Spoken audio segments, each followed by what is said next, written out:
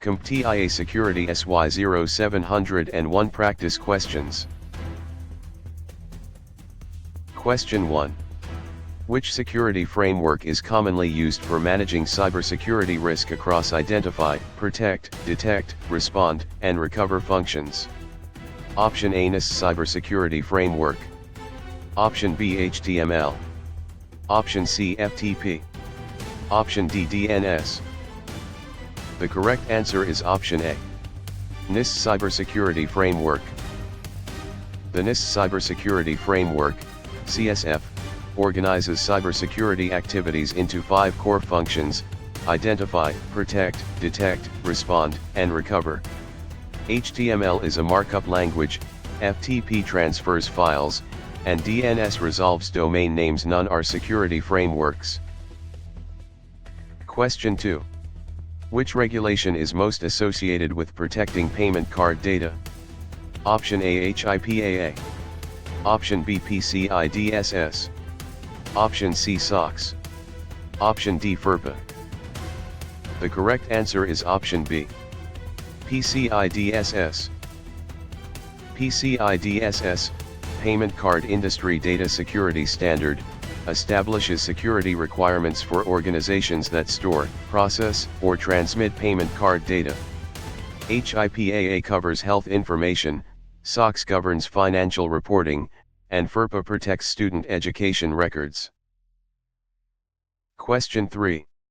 Which regulation is most associated with protected health information in the United States? Option A PCI DSS. Option B GDPR. Option C HIPAA. Option D GLBA. The correct answer is option C.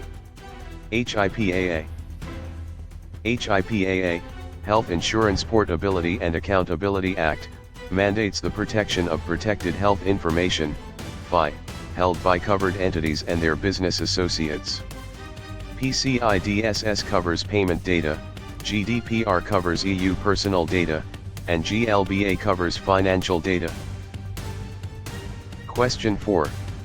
Which privacy principle requires collecting only the information needed for a stated purpose? Option A tokenization. Option B replication. Option C load balancing. Option D data minimization. The correct answer is option D. Data minimization. Data minimization is a core privacy principle embedded in GDPR and other regulations requiring that only the minimum necessary data be collected and retained for the defined purpose. This reduces breach exposure and compliance risk. Question 5. Which data state describes information being transmitted across a network? Option A data in transit. Option B data at rest. Option C data archived. Option D data destroyed. The correct answer is option A. Data in transit. Data in transit refers to data actively moving across a network. TLS/SSL is the primary protection for this state. Data at rest is stored, data in use is in active memory processing, and archived data is stored for long-term retention. Question 6. Which data state describes information stored on a hard drive or database? Option A data in use. Option B data at rest. Option C data in transit. Option D data ephemeral. The correct answer is option B. Data at rest. Data at rest is stored data on physical or digital media such as hard drives, databases, or backup tapes. Encryption at rest, example AES 256, protects it from unauthorized access if media is stolen. Question 7. Which data state describes information actively being processed in memory? Option A data archived. Option B data deleted. Option C data in use. Option D data tokenized. The correct answer is option C. Data in use.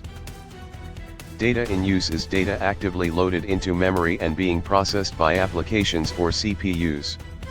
Protecting data in use, example via trusted execution environments or memory encryption, is the most challenging of the three data states? Question 8.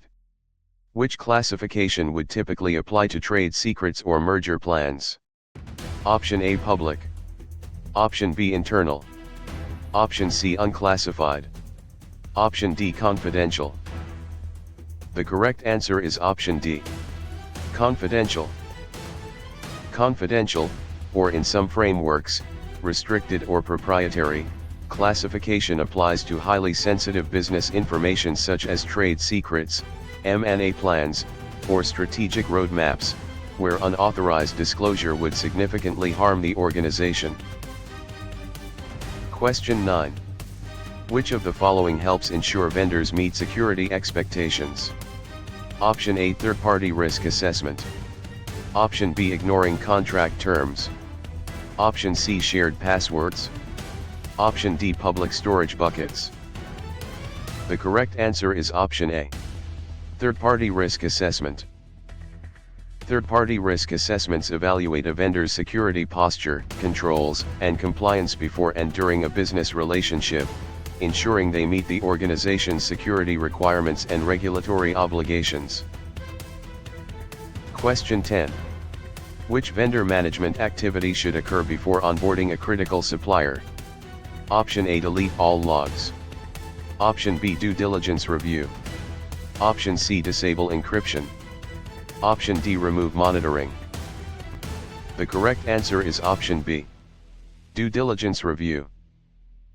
Due diligence review assesses a supplier's financial stability, security practices, compliance posture, and references before entering a critical business relationship. Skipping this step leaves the organization exposed to third-party risk. Question 11. Which process ensures security implications are reviewed before modifying production systems? Option A, ad hoc deployment. Option B, shadow IT. Option C, change management. Option D, credential stuffing. The correct answer is option C. Change management. Change management ensures all proposed modifications are reviewed, approved, tested, and documented before implementation, preventing unintended security weaknesses or outages from uncontrolled changes. Question 12. Which of the following should be included in a change request? Option A, unapproved shortcut. Option B, personal opinion only. Option C, random password. Option D, rollback plan. The correct answer is option D. Rollback plan.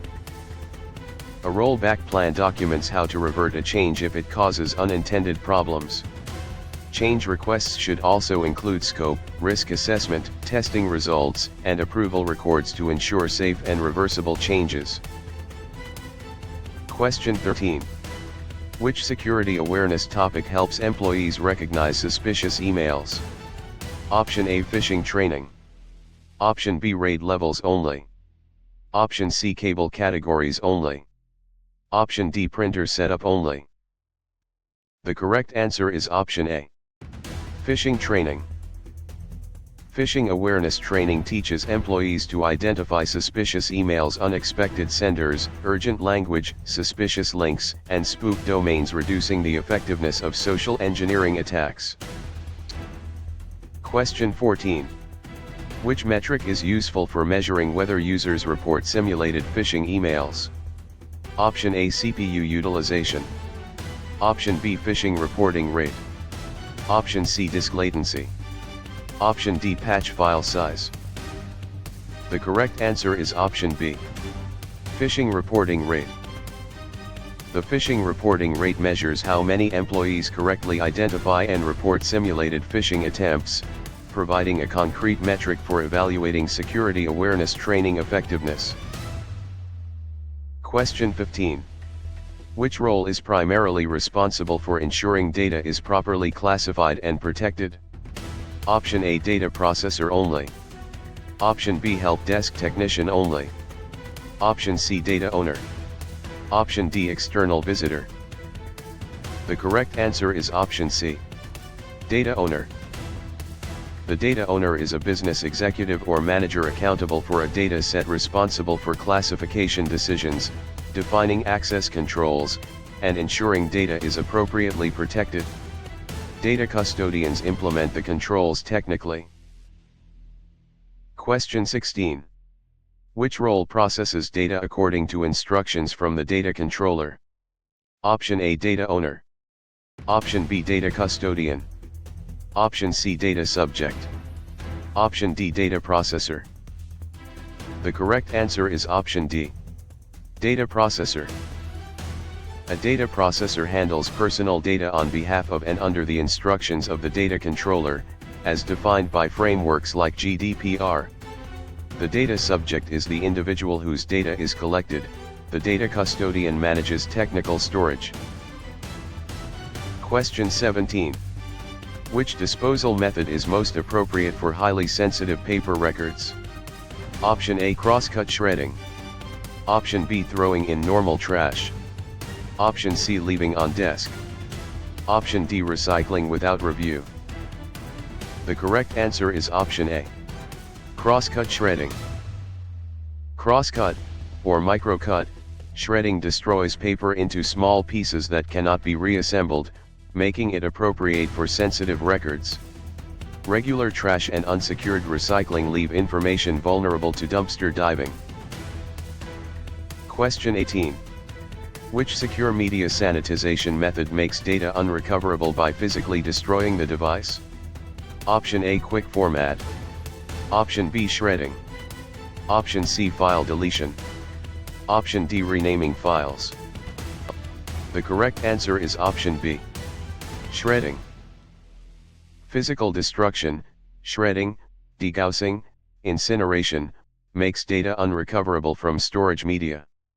Quick formats, file deletion, and renaming do not overwrite underlying data and are insufficient for secure disposal. Question 19. Which of the following is the best reason to maintain an asset inventory? Option A, to avoid patching systems. Option B, to eliminate user training. Option C, to know what must be protected. Option D, to disable risk management. The correct answer is option C, to know what must be protected. An accurate asset inventory is the foundation of security. You cannot protect, patch, monitor, or risk manage assets you do not know exist. It enables vulnerability management, license compliance, and informed risk decisions. Question 20. Which of the following is most important when defining security governance? Option A, ignoring legal requirements. Option B, allowing unmanaged exceptions. Option C, eliminating documentation. Option D, aligning security policies with business objectives. The correct answer is option D, aligning security policies with business objectives. Effective security governance ensures that security policies and controls support business objectives while satisfying legal, regulatory, and risk requirements. Governance without business alignment leads to controls that are bypassed or irrelevant.